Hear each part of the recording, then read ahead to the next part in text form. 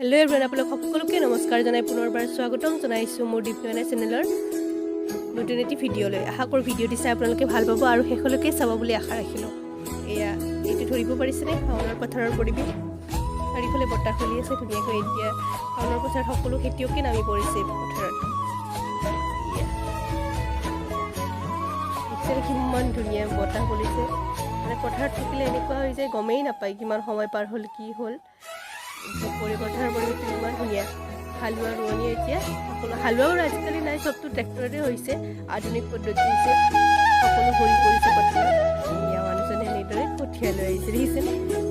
আহিছে লগতে বা ভণ্টি আৰু এনেকৈ মই অকণমান কঠীয়া ৰুইছিলোঁ।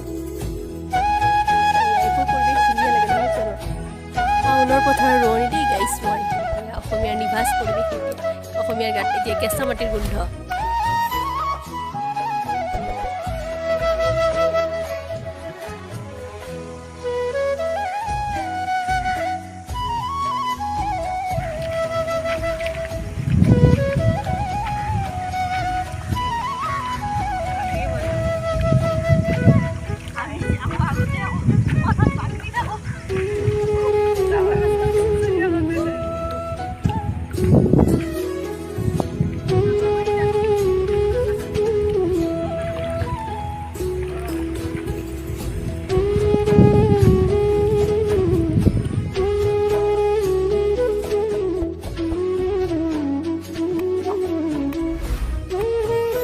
আবেলিৰ পৰিৱেশ। এয়া দেউতাই কঠীয়া তুলিবলৈ গৈছে, লগতে আৰু এজন মানুহ আছে বাৰু।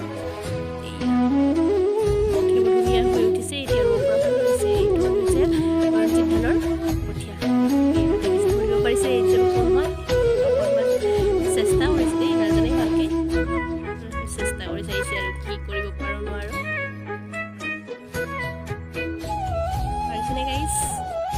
আৰু এতিয়া আজিলৈ আহিছোঁ দেই। ভিডিঅ'টি ইমানতে সামৰণি মাৰিছোঁ। ভিডিঅ'টি কেনে পালে জনাই দিব।